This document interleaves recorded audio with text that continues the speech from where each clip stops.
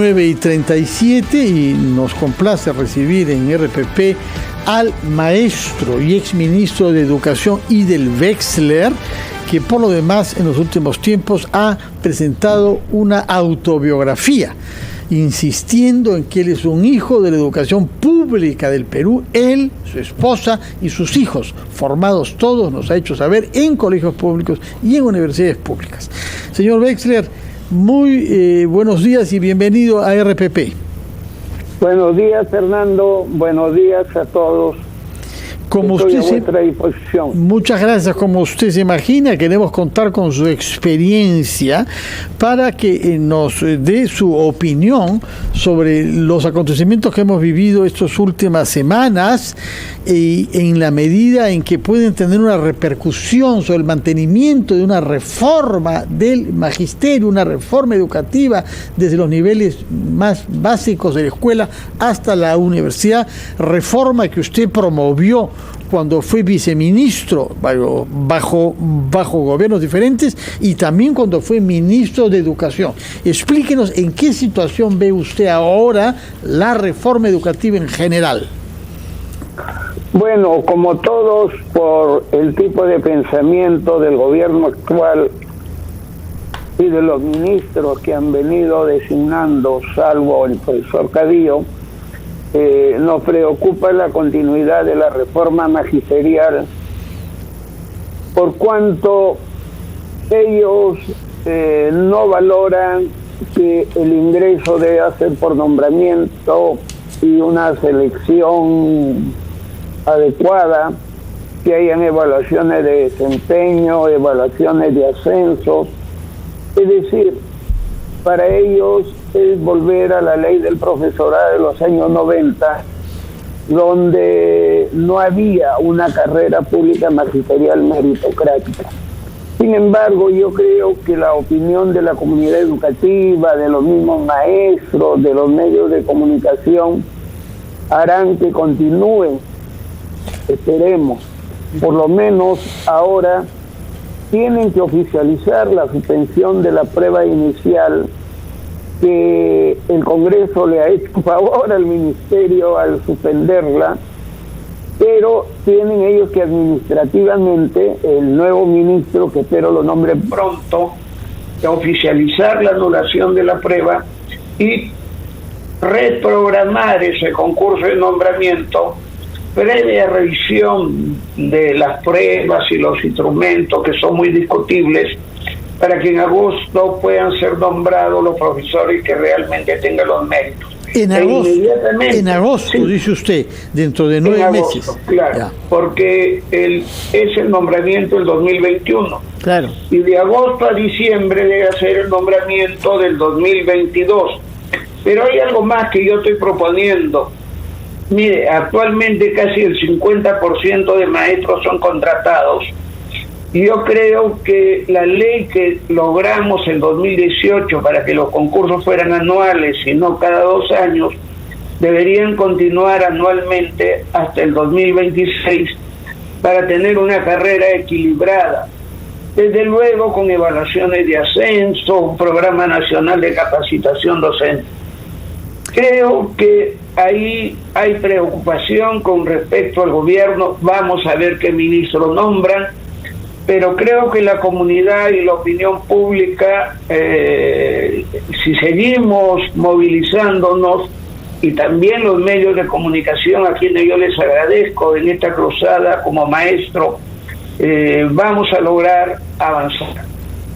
Sí, señor Wexler, ¿cómo está? Muy buenos días. ¿Cómo le va, Mónica? Buenos días. Nos queda claro que desde su punto de vista, y comparto, evidentemente, esto de tener una mirada hacia atrás, con una eventual, similitud con la ley del profesorado, que además lo que nos da a entender es que hay un miedo a los procesos de meritocracia, y hay una mirada sindical sobre el tema de la labor y el trabajo del maestro, que no ha puesto al medio, y esa es una opinión, al estudiante, que es lo que debería haber estado al medio desde el primer momento. El hecho, político de la mirada del propio presidente sobre lo que él entiende como educación, hablamos de educación básica y después, de la que sigue, En ese sentido y vinculado a qué perfil debe tener el nuevo ministro para que haya para que se recobre esta relación con esta educación que nosotros necesitamos progresista, ¿cuál debe ser? Es decir, porque desde el momento en que lo determine, vamos a ver hacia dónde va la educación en el país. Efectivamente, Mónica. Mira, mi experiencia me indica que tiene que ser primero un maestro calificado, desde luego, porque hay que conocer la realidad educativa, no solamente hay que leerla, como algunos académicos creen, hay que vivirla para poderla gestionar. Y ahí está la palabra clave. Queremos un ministro con convocatoria, con liderazgo, con apertura, con pluralidad, pero que gestione, que lidere la realización de resultados para la educación nacional. Y en ese sentido, creo que el gobierno debe pensar en un ministro que tenga un largo tiempo de gestión, por lo que hay que afrontar, como la educación presencial, la reforma magisterial, la renovación de la secundaria, restablecer la dirección de tutoría. El tema es que además este nuevo ministro, en mi opinión, tiene que ser una persona en la cual haya confianza de todos los, no de todos los partidos, pero de la mayoría de partidos representados en el Congreso. De esa manera, creo que vamos a salir adelante. Un ministro no es un dirigente sindical, no es un hombre que va a ideologizar la educación y va a tratar, como en algún momento lo han dicho algunos dirigentes de Perú Libre, de volver a los años 50 con un currículo ideologizado, enciclopédico, memorístico, que fue en la época del telegrama. Pues ahora estamos en la época de la inteligencia artificial. Y va a ser difícil para ellos, pero guardemos la esperanza que elijan a un buen líder educativo con realizaciones, menos consultorías, menos asesorías, menos eventos, menos floro, Mónica, para que los oyentes entiendan y comprendan. Menos floro, más gestión, ese es el titular. Esa es la frase, exactamente, Mónica. Doctor Wexler. Menos floro, más acción. Doctor Wexler, ¿cómo está? Buenos días. Hola, qué gusto saludarte. El Ministerio de Educación ya ha aprobado el documento normativo para el retorno a las clases semipresenciales y presenciales a partir de marzo del 2022. ¿Cuán importante es esto? ¿Cuán importante es, doctor, el retorno justamente de los alumnos ya a los colegios bajo estas modalidades? Le pido por favor que nos espere un minuto porque tenemos que ir con nuestros anunciantes y regresamos para que nos dé su respuesta. En ampliación de noticias, estamos conversando con Idel Wexler, exministro de Educación. Doctor Wexler, había dejado la pregunta planteada sobre este documento aprobado ya por el Ejecutivo para el retorno, bajo obviamente determinados parámetros, a la semipresencialidad y presencialidad en los colegios del país. ¿Cuán importante será justamente para el nivel educativo de los escolares el retorno a la presencialidad? Creo que este es un logro muy importante. Ha habido una movilización nacional en la cual agradezco a los medios de comunicación. Les pido que sigan vigilantes porque hay mucha tarea que realizar, del Consejo Nacional de Educación, de Volvamos a Clases Perú y sobre todo la preocupación permanente de UNICEF y de muchos educadores. Mira, hay un dicho que dice, más vale tarde que nunca. Esta resolución debió darse a fines de octubre o a comienzos de noviembre para que los directores de los colegios preparen el plan de trabajo para el próximo año. Pero bueno, ya está y en líneas generales está bien. En principio, lo que me gusta de la norma es que apuesta por la presencialidad. Si bien el número de horas es limitado, 4 horas cronológicas son aproximadamente un poco más de 5 horas pedagógicas, que para primaria, secundaria, sobre todo para primaria inicial, no está tan mal, pero para secundaria, que tiene 35 horas pedagógicas y que debe tener 6 horas cronológicas, ahí hay que ver cómo damos esos aprendizajes de manera asincrónica y con trabajos en la casa. Ahora bien, hay un dato muy importante: el distanciamiento social de 1 metro. Sí. Porque iba a ser de 1,5 metros, lo cual iba a ser imposible que los alumnos entren con distanciamiento social en el aula. 1 metro es razonable. También me parece importante que les dé la responsabilidad a los gobiernos regionales, a través de sus órganos educativos, para que se pongan en acción. Y ahí viene la siguiente tarea. Todas las acciones de bioseguridad, como tener un lugar para el lavado de manos, un lugar para desinfección, pueden haber los dos o uno de ellos. Ajá. Hay que limpiar el colegio, hay que hacerle mantenimiento, hay que ver que haya agua segura y hay que arreglar el mobiliario. Y lamentablemente los colegios, hablo de las escuelas públicas porque la realidad de la escuela privada es distinta, han estado abandonados. Y entonces el ministerio les ha dicho: este 3 de enero, los directores, el personal administrativo, el personal de mantenimiento, abre los colegios. Eso Sí. está muy bien, pero inmediatamente hay que prepararlos para que los alumnos vuelvan el 14 de marzo a la escuela pública, y en el caso de los colegios particulares, donde también da flexibilidad, lo cual está bien, Ajá. que comiencen, habitualmente lo hacen el 1 de marzo. Si no hacemos vigilancia al Minedu, Carlos, a los gobiernos regionales, a la SUGEL, a las direcciones regionales de educación, a los directores de colegios, quienes pueden pedir la ayuda de los municipios, hasta de la Fuerza Armada, de la empresa privada, si no se ponen a trabajar el lunes 3, los colegios no van a estar listos. Los colegios, ¿cree usted que están adaptados? Bueno, no hablo de todos, ¿no? Pero al menos en su mayoría importante en cuanto a infraestructura, espacios abiertos para recibir a los alumnos, ya sea en el ámbito rural o en el ámbito de ciudad. En el ámbito rural el horario va a ser normal, por las condiciones propias del poco alumnado y de ser la mayoría centros unidocentes.